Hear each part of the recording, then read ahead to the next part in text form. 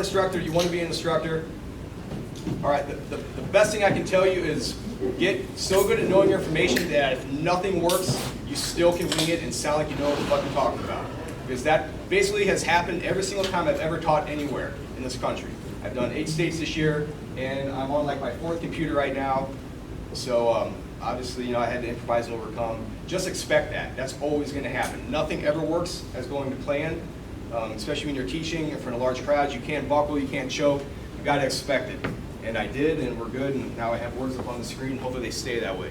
So no promises from here on out, okay? So that's kind of how I built this class, all right? I built that class over the famous quote, because he goes in and says, you know, advancing hand line, this tough fire requires discipline, concentration, and some intangible factors. I wanted to know what the intangible factors were. I was like, that's pretty cool. No one ever talks about the intangible factors, stuff you can't touch, you can't see, but you know. That's an intangible factor. So the first part of this class is that. The second half is the objective kind of stuff, you know, the tactics, strategies, stuff you touch on. So the first part is the mindset and the attitude. The second part is the tactics and the strategies. We're going to kind of split that up. That's how this class is split up. I say bad words. I talk like a fireman because we're firemen, and I use fireman speak. This is the same kind of environment. I try to, you know, use the firehouse environment, bring it into the classroom. I think that's just a better way to learn. If you are triggered, the safe zone is out in the parking lot, so the bathrooms are that way. Does anyone here have a problem with profanity? Raise your hand if you have a problem with profanity. All right, you're going to be highly offended. So you're going to be highly offended in your entire career, I guarantee it. That's my bio. I don't really trip off that. You shouldn't care about anyone's bio. You should really care where they're from and what they do on their departments, and make sure the stuff coming out of their mouth reflects where they came from. Because if those things don't jive, you're being bought. All right. Don't get got. I started as a volunteer, still am a volunteer. So this local region resonates with me. Just know I'm not some arrogant city dude coming in here and telling you how to do shit with 30 guys on a fire. I get the whole blue light pager. I have those things in my house. I understand what it's like to be at a fire with 2 guys. My department, St. Louis Fire Department, it is what you think it is, standard urban department. A lot of legacy building construction. We got 36 companies, 30 houses.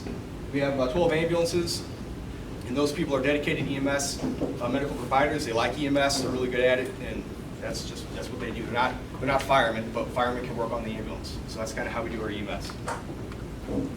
Our building stock, as you can see, a lot of brick, a lot of type 3, a lot of type 2, 3, and 4 building construction, masonry, combustible building construction, which is what you have around here also. The whole new building construction is slowly starting to percolate into the city finally. St. Louis has a very old building stock, almost reminiscent of an East Coast city, but in the Midwest. It's kind of a unique thing we have to work with. So that's why I like coming out to these towns and stuff, because I'm in my element, all right? I taught out at Dallas-Fort Worth, not in my element. For as far as you can see, in Dallas-Fort Worth area, it's new construction, new condos, lightweight, stick construction. I don't do that. It's kind of starting to happen, but that's not my forte. This is. A lot of vacancy. We've lost 700,000 people in the last 40 years or so. In my city, it's a scaled-down version of Detroit. Lots of vacancy, lots of vacant fires. As you see up there in the corner, anyone that says, you know, they're on urban department and hit it hard from the yard is stupid, or you think I'm here to come tell you that's dumb and don't do that. Don't let anyone bullshit you. We hit shit hard from the street all night long on these shithole buildings. All right, we stand out in the street probably more than we go in. On average, it's probably a 60-40, kind of like a exterior versus, you know, defensive versus offensive fire ratio. So I stand outside like everyone else does. So don't let anyone bullshit you and act like it's dumb to do that. That's because this is what we have to work with. Does that look like anything anyone's going to go into? That's fucking crazy, right? That's a lot of my city. That isn't just one little neighborhood or one little section. That's a good portion of what we work with. Block after block after block of that. So all the little colors are all the different engine and truck companies in my city. Those are their stills. There's, like I said, there's 30 of those. My company covers the majority of what you see on that screen. There's a black line. I cover everything to the left. So I'm on a rescue company. We ride with 6, just by the nature of rescue work, a little more manpower intensive sometimes. Understand, everything you see on that fire truck, firefighting is the least of their concern, all right? That truck is not designed to fight fire. It's designed to do everything else. We have no hose. We have no water. We get on scene with just extra help, okay? That's all a rescue is supposed to be doing. You got a lot of chest bumping and stuff. I'm going to steer your line. That's dumb. I don't do that. I put myself up to higher standard than that, all right? I'm just here to get in and fit in and do what's not being done and help where I can. I'm assigned, go ahead. When you say rescue, is that similar to a squad? Or like what a squad might That would do be a heavy rescue. possibly? Heavy rescue, that's what that is. I don't know anyone else that does not call that a heavy rescue around here. So squads can be something else, rescues can be something else, but a heavy rescue is always that. So we split up our 6-man crew, split up 2, 2, and 2. 2 guys go up, 2 guys go in, and 2 guys go down. The guys that go down, searching the basement, doing utilities. The guys that go in, help them with the forcible entry, help them with the hand line advancement if it needs to be done, horizontal ventilation. The guys that go up, could be the floor above, could be the ventilation, vertical ventilation. That's the team that I'm on, me and my partner. It's two-man team. So I do most of the top side work, or go around back and open up the basement if it's like a basement fire or something. This is an open forum, that's why I pass the drinks out, all right? I want some back and forth here. Don't let me sit up here and talk at you, all right? This is an open discussion. This is how problems get solved, brought up, and this is how the evolution of the fire service works, okay? Knowledge isn't a one-way street, it's a highway, it's 2 ways. We're not going to talk about survivability profiling today. We're not going to talk about you shouldn't go in vacant buildings. I'm not going to tell you about exterior water saves unconscious people, and I'm not going to say we're killing 100 firefighters a year being too aggressive. That's all stuff that I sat through classes and scratched my head the whole time when someone was telling me that, because I felt weird. I felt out of place. I felt just kind of like I was fucked up for wanting to go inside buildings that were on fire at the end of those classes. So, especially, how many people here have heard 100 firemen are dying a year was too aggressive, right? That was like the thing for a good decade. We're killing 100 guys a year. Our culture is killing 100 guys. The only culture that's killing 100 guys a year are the kitchen culture, essentially. What you eat, not taking care of yourselves, chewing, smoking, that kind of stuff. That, if there's a culture in the fire service that's lethal, it's that one. It ain't what I'm doing. I promise you it ain't that. And we'll go into that. But none of this is mine, all right? Beware of those who are selling proprietary knowledge in the fire service. It ain't none of this new. I didn't make any of this up. I got this from people who knew it more than me. I'm just passing it on. That's all I'm doing. Notice my name isn't on this class. That's because it's yours, all right? This is the fire services material, not mine. You can have it when I'm gone. You can go teach it wherever you want. That's fine. Just know you'll never have my perspective on this, the information, but the information will still remain relevant and the same. So let's talk about the big elephant in the room, aggressive interior fire attack. That's caused a lot of friction in the fire service, especially after the UL studies the past 5 or 6 years. And that is just, to be honest, some unintended friction in the fire service that didn't need to happen. But there's no reason for us to be arguing about this. You have to understand there's no right or wrong in tactics or strategies. It's just best, better, and different. All right, none of us do anything the same way. There's 30,000 fire departments in this country. There's 30,000 different ways of doing the right thing. All right, once you understand that, you get along a lot better with people. So there's a lot of bantering online that didn't have to happen, and it kind of hurt the fire service, in my opinion, for a little bit. We're just now coming out of that. I think the dust has settled. We've kind of gotten onto some other useless tactics or useless topics that really don't mean anything. So what's the problem here? For a long time, when I came in the fire service, I came in the fire service around 2003 or 4. I sat through a bunch of classes that really hated this word. It was all about changing the culture. It was everyone goes home. That was the big thing back then, the life safety initiatives. And this was their scapegoat. They said that we were being too aggressive and we were killing guys. So I sat through class after class after class, being told I wasn't number one, the taxpayer doesn't come first, you know, that kind of stuff. And I felt weird. I felt dirty. I felt like I picked the wrong job. I thought I knew what a firefighter was supposed to do, and I left those classes feeling shameful of wanting to go in burning buildings and wanting to save people, because I thought I was fucked up or something. I thought I was reckless. It was weird. So what's the problem, though? The definition is straight out of the dictionary. I don't make this shit up. It's just making an all effort to win or succeed, competitive, right? It's what we tell our kids who play basketball, t-ball, and football. Who would tell their kid not to do that to win? I mean, who would say that? Like, what life principle opposes that, other than failure and mediocrity? I mean, you want to challenge me on this? I mean, you can sell me on it. Anyone want to care to take? I'll tap the depth in the room. What's up? Oh, like Chris, I just had a couple questions here on this being aggressive and stuff like that. When you say aggressive, I know a lot of places around here have a lot of vacant buildings. Sure. Do you still think we need to be aggressive in those buildings? And if you're going to cover it later, I apologize, but I'm just wondering with this aggressiveness that you're talking about. First, should we go in these vacant buildings? I don't know. You tell me. What's your SOG say?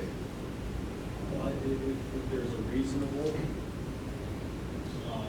risk versus reward, you definitely think that there should be something in there. But a lot of these vacant buildings, they don't have any electricity, they don't have any gas. Somehow that damn place caught on fire, right? Yeah, sounds like you answered your own question. Well, no, I mean, what do you feel, I guess? Do you feel we should be putting firefighters into those buildings? We've got fire going out of two sides. I think you should operate to the level of risk with the information provided at the time of making those decisions. So it depends.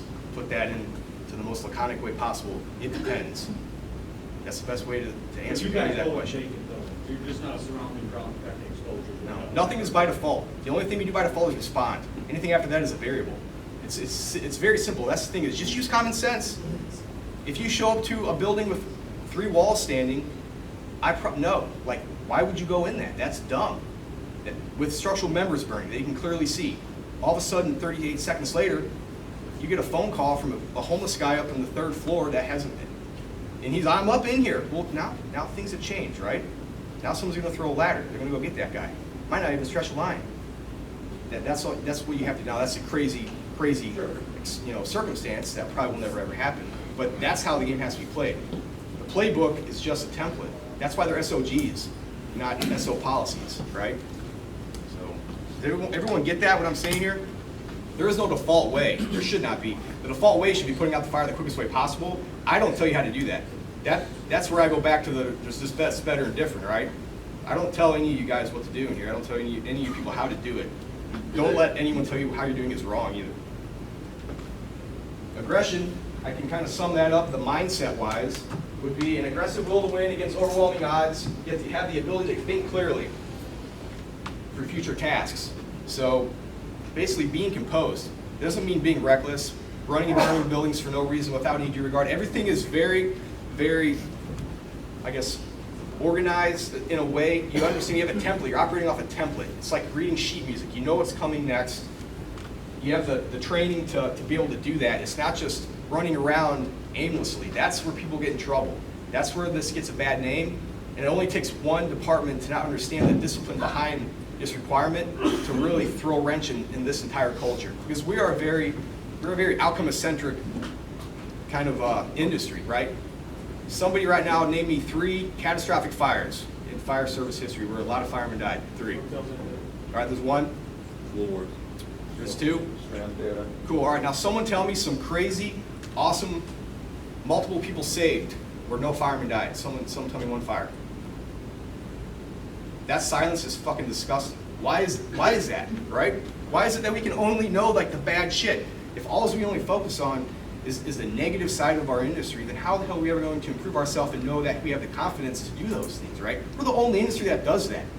We're the only job that's like that. So just be mindful. Don't let one bad apple ruin it for the rest of us. We see this a lot with 1403, unfortunately. That's where that goes. It doesn't mean run and be stupid, all right? It just means move with a purpose, all right? Move with a purpose. I hate when people have to they dog you for moving with a purpose. I'm not running. You can't run in bunker gear. Who the hell runs in bunker gear anyway? It's impossible. You can try running. You're going to trip very shortly afterwards. So just move with a purpose. You can tell on scene who's a go-getter and who's not. That's why I want to show up to my house. Yes, his belt buckle is not done, all right? I don't know. Maybe he buckled it before he went in. I don't care. Don't focus on the needless shit like that. His demeanor is what I'm worried about. That's going to make the difference, not whether his waist strap is buckled or not. So a lot of stuff came out with the UL studies. Hopefully most of you are familiar with that. I always condone reading the studies. Science is not new in the fire service. I have a book on my bookshelf that's called Science and Firefighting. It was penned in 1932. Science is not new. It seems like sometimes it is, but it shouldn't be. Hopefully all of you have read those studies, which you should. This is kind of where it started. It's not negotiable. It started outside. The fire service started outside. Everyone understands that, right? If you rewind back to 1821, we weren't in burning buildings back then. We just weren't. You can go Google 1821 firefighting right now. You're going to get a bunch of people throwing water through windows. Maybe there's some ladders up. That's about it. It was a priority-oriented or a property-oriented fire attack. We were saving stuff. All right. If you look at this photo right here, we're saving stuff. It was save the stuff in the house, then save the town from the fire. That's basically the priorities. Life was like number 3. All right, if you could grab someone, then go for it. But there was no SCBAs. We weren't going in there. It wasn't like it is today. That didn't happen until SCBAs came around later on. Hose lines also. This is before hose lines. We were just pumping from the street. If you look in the foreground, there's a pile of furniture there. Does anyone actually know what the most valuable possession was back then? The bed, right? So we had bed keys. We would run in. These were fire companies. Now the term company has nothing to do with the military. It's the insurance companies ran the show back then. We go in, unratchet someone's bed, save their property, and then do this. So we learned a lot on how water goes into windows and exterior openings. So we started our base knowledge with exterior water application. That's where all the firefighting started in the world. This is the same way over in Europe.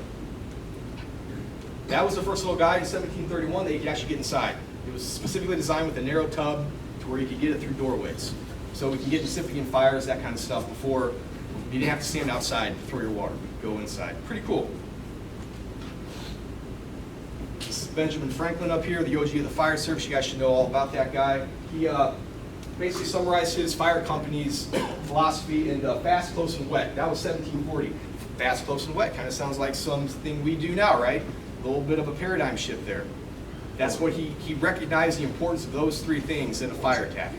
So it's just, I go through the historical aspect of this just so you guys will sound like assholes when you're arguing with someone about aggressiveness, so you at least know where the stuff came from. I had to find a book that was a dissertation on old world firefighting. It was, I did some highlighting up here. It was in 1890. There's not really a year. It's a kind of a circa 1890s. For the first time, firefighters routinely drag their hoses deep inside mammoth structures without blazes from the inside. So the 1890s is when there was a huge paradigm shift. You started going into the buildings because they began to emphasize preserving human life as their most pressing obligation. That's where we are today. So where we're at today, the template of operation today, our priorities started in 1890. Before 1890, it wasn't like that. We were trying to save stuff. After 1890, we were trying to save people. Everyone on the same page now? All right, cool. I'm not sure how this got a bad name. I really don't understand where it came from, but it started to kind of percolate in the culture during the 2000s, early 2000s, late 90s. So if it offends you, you've probably never used it to fight fire. Because these are the guys that are the go-getters. These are the guys that have initiative. They're always in the right place. You know, they're the guy you turn around and say, I need a ladder. He already has a ladder. You turn around and you need a second line. There's already a second line coming off. It's those people in that company. It's that kind of mindset. These are the people you want to have around. So it did get a bad rap for a long time. I pulled some articles. For a long time, if you Google aggressive interior fire attack, bad stuff came up. It was no good supporting information about aggressive interior firefighting. It was all red flag stuff. You're reckless. You shouldn't do it. That top one is basically saying we're arrogant, that we think we're that good, and that we should, perhaps we should train firefighters to start with a defensive fire attack. Basically, yeah, we all suck, so we shouldn't even go in. We should just default to defensive. There's no always in the fire service. So that's incredible right there. And that's cool. If you think that, great. Tell your taxpayers that, for one. Because if I live near my fire department, I at least want to know what I'm getting. Okay? It was a scapegoat for a long time. No one wanted to say we're overweight, we're out of shape, we're undertrained, we're understaffed. No one wanted to say that. Instead, they were just, oh, bad